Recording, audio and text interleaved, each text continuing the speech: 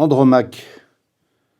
Après ces deux premières tragédies, deux sortes de coups d'essai, Racine est guidé désormais par la volonté de conquérir enfin son public. C'est ce qu'il fera avec Andromaque, créé le 17 novembre 1667, devant le roi et devant la cour. Plusieurs événements ont contribué à faire connaître la pièce.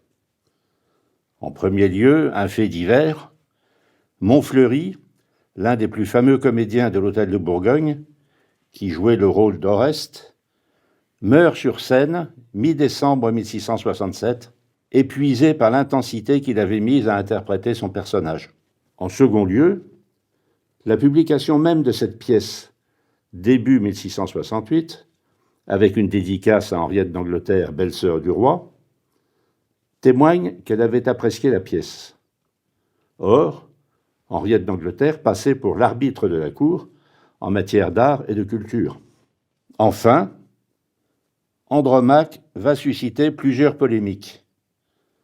En particulier, celle que conduit Adrien de Subligny, auteur d'une comédie, La folle querelle ou la critique d'Andromaque, que Molière et sa troupe présentent dès le mois de mai. Sans doute une réponse de Molière à l'indélicatesse de Racine autour d'Alexandre le Grand.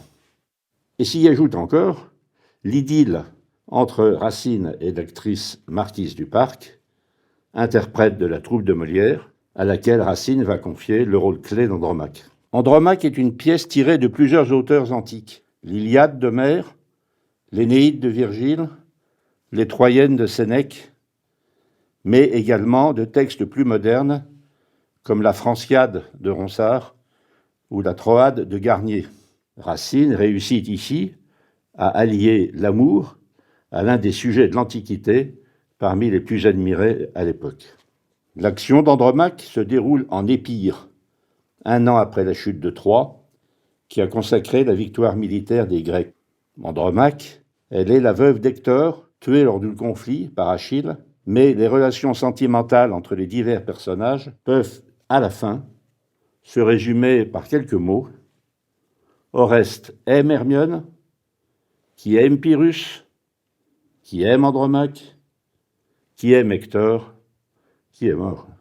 La pièce fit un triomphe à l'Hôtel de Bourgogne. Charles Perrault nous dit même que cette tragédie fit le même bruit à peu près que le Cid lorsqu'il fut représenté.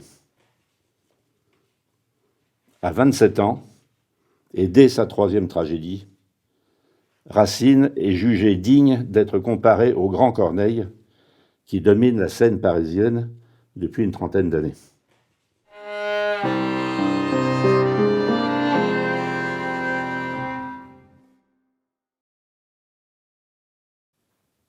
Vous ne m'attendiez pas, madame, et je vois bien que mon abord ici trouble votre entretien. Je ne viens point, armé d'un indigne artifice, d'un voile d'équité, couvrir mon injustice. Il suffit que mon cœur me condamne tout bas, et je soutiendrai mal ce que je ne crois pas. J'épouse une Troyenne, oui, madame, mais j'avoue que je vous ai promis la foi que je lui voue. Je vous reçus en reine, et jusque à ce jour, j'ai cru que mes serments me tiendraient lieu d'amour. Mais cet amour l'emporte, et par un coup funeste, Andromaque m'arrache un cœur qu'elle déteste. L'un par l'autre entraînés, nous courons à l'autel nous jurer, malgré nous, un amour immortel. Seigneur, dans cet aveu dépouillé d'artifice, j'aime à voir que du moins vous vous rendiez justice, et que, voulant bien rompre un nœud si solennel, vous vous abandonniez au crime en criminel. Nos cœurs n'étaient point faits dépendant l'un de l'autre. Je suivais mon devoir et vous cédiez au vôtre. Rien ne vous engageait à m'aimer, en effet. Je ne t'ai point aimé. Cruel. Qu'ai-je donc fait? J'ai dédaigné pour toi les vœux de tous nos princes. Je t'ai cherché moi-même au fond de tes provinces. J'y suis encore, malgré tes infidélités. Et malgré tous mes Grecs, honteux de mes bontés, je leur ai commandé de cacher mon injure. J'attendais en secret le retour d'un parjure. J'ai cru que tôt ou tard, à ton devoir rendu, tu me rapporterais un cœur qui m'était dû. Je t'aimais inconstant. Qu'aurais-je fait, fidèle? Et même en ce moment où ta bouche cruelle vient si tranquillement m'annoncer le trépas. Ingrat, je doute encore si je ne t'aime pas. Ton cœur, impatient de revoir ta Troyenne, ne souffre qu'à regret qu'un autre t'entretienne. Tu lui parles du cœur, tu la cherches des yeux.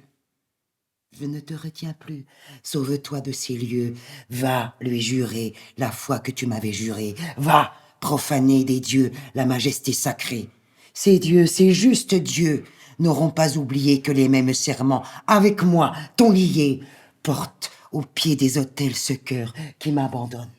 Va, cours. Mais crains encore d'y trouver Hermione.